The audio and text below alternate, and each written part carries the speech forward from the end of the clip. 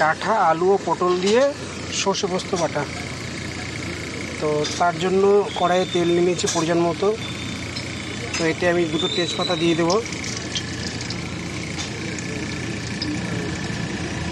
আর অল্প পরিমাণে 5 ফোড়ন দেবো, আর কালো জিরার পরিমাণটা একটু বেশি দেবো। আছে, তো এর মধ্যে আমি এই ডাঁটা, আলু ও পটলটা দিয়ে দেবো।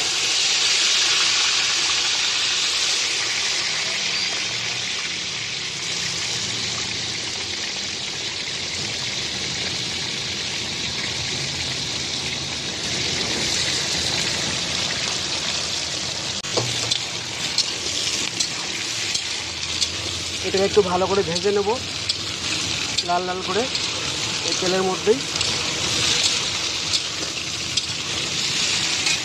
আর এই মশলার মধ্যে দেওয়া আছে 2 কচি আদা, আর পরিমাণ মতো লঙ্কা কাঁচা, আর পোস্ত ও সর্ষে বাটা সব একসঙ্গে পেস্ট করে নিয়েছি।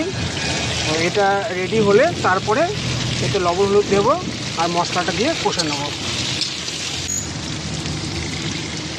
আমার এটা লাল লাল করে ভাজা হয়ে গেছে।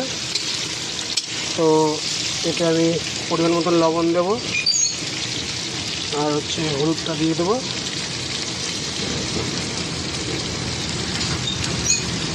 একটু নেড়ে নেবো।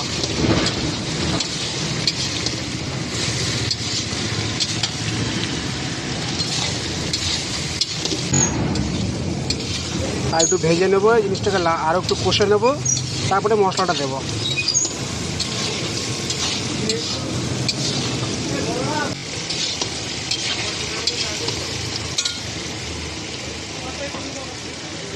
এবার এতে এই মশলাটা দিয়ে দেবো।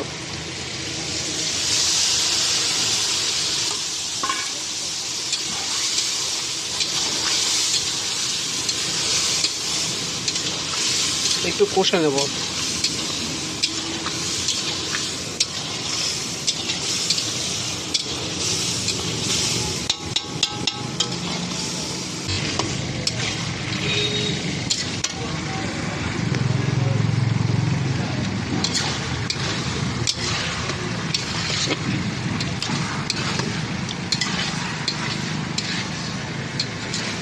আমার কষাটা মোটামুটি হয়ে এসছে।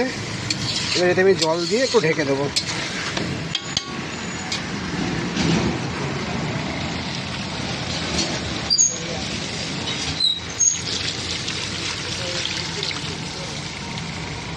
জাস্ট যেন সিদ্ধ হয়ে যায় সেরকম পরিমাণে জল দেবো।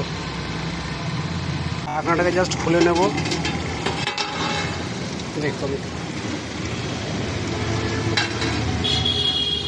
তো দেখুন এর কালারটা কত সুন্দর হয়েছে এবং তো ঝোলটা শুকিয়ে এসছে।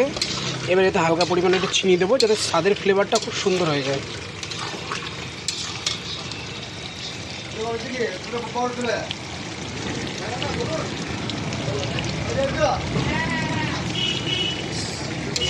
এবার নেড়ে চেড়ে নামিয়ে দেবো, আর একটু সামান্য পরিমাণ ঘি দিয়ে দেবো।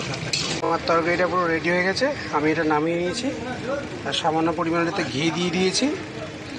এবার এটা গরম গরম ভাতে খুব সুন্দর লাগবে খেতে। তো আপনারা ওখানে ট্রাই করতে পারুন।